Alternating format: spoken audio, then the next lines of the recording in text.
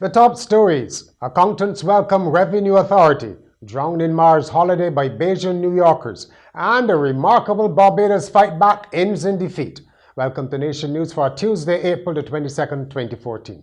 Introducing the all-new Rubigas LPG composite bottle from Rubis. These exclusive 22-pound bottles weigh 50% less than traditional steel cylinders and can be used for picnicking and day-to-day home needs. These composite bottles are translucent, allowing you to see the liquid level at all times, so you will never run out of gas unexpectedly. Lightweight, visible gas level, portable, corrosion-proof, eco-friendly. The Rubigas LPG composite bottle, available from Rubis. Government ministers have said the new Barbados Revenue Authority should send a chill through self-employed professionals who try to evade the taxman. You know, doctors, lawyers, accountants and the like. Well, the body which represents local accountants actually says it welcomes the authority which brings together tax collection agencies such as the Inland Revenue and VAT departments.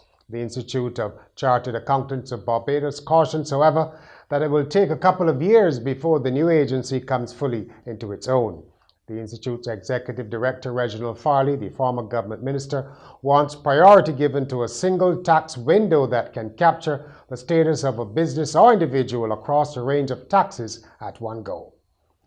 An Easter trip back home has ended in tragedy for a BAJAN family. 57-year-old BAJAN New Yorker Clyde Leo Lane drowned on Easter Monday after getting into difficulties while swimming off Miami Beach.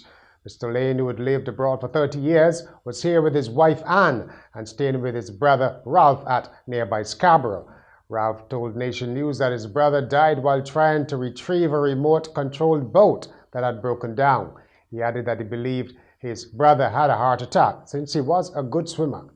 A British couple have been speaking of their shock after they were held at gunpoint on a recent family holiday in Barbados. Laura Holland and her partner Joe Chapman told a newspaper in the city of Dundee in Scotland that they were just days into their stay when they were robbed on Bay Street, having left a beach party at Harbour Lights. They said they were robbed of $50 and about $60 Barbadian by two young men while they waited for a bus to get to their hotel. They quoted a police officer as saying that tourist thefts in Barbados seem to be on the increase. The Oysters Fish Festival came to an end on Monday night with a road tennis exhibition and a performance by the Landship, among other activities. Earlier, Sharon Atherley Yard won the National Fish Boning Competition. Darius Hope, the Dolphin Skinning Competition, and Tyrone Shuri, the Yamaha Boat Race. A good time was had by all, of course. From Antigua comes the news that Liat's new CEO has taken up duties, promising to listen to staff members. David Evans hopes to leverage his experience of working in 14 countries over 4 continents to improve the fortunes of the carrier, which has a history of industrial turbulence. If you think that cane and grass fires are a pain, so too does Carol Martindale in this week's commentary. Cane and grass fires have kept firemen extremely busy over the past few weeks. Just yesterday, 70 acres of cane at Searles Plantation were scorched as firemen battled to contain the blaze, which started around 10 a.m. It was only brought under control after 3 p.m. This is the last thing the already troubled sugar harvest needs. But it's not only the crop that has suffered. Schools have had to close early and homeowners have had to beat back flames that came close to their houses. Billowing smoke and ash have also caused health challenges, especially for asthmatics and those with other respiratory ailments.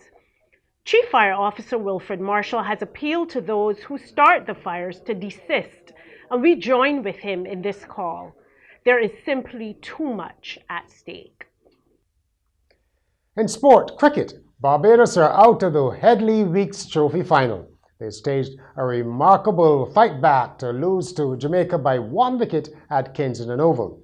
Jamaica withstood an inspired spell from medium pacer Kevin Stout to scrape home after starting the day needing 61 runs with 8 wickets in hand. Stout, who otherwise had a miserable season, captured 5 for 29 from 16 overs. The Jamaicans will now make their short hop to St. Lucia, where they will face the Windward Islands in the final starting on Saturday at the Boso Joe Cricket Stadium. And finally, Japanese scientists have discovered gender-bending female cave insects with penis-type organs which can have sex for between 40 and 70 hours at a time. Females of the Neotrogla species insert their organs into males during mating. And these males, instead of having a penis, have the equivalent of a vagina. The Neotrogla were discovered in a cave in eastern Brazil and are believed to be the first example of an animal with sex-reversed genitalia. And that's Nation News for April the 22nd.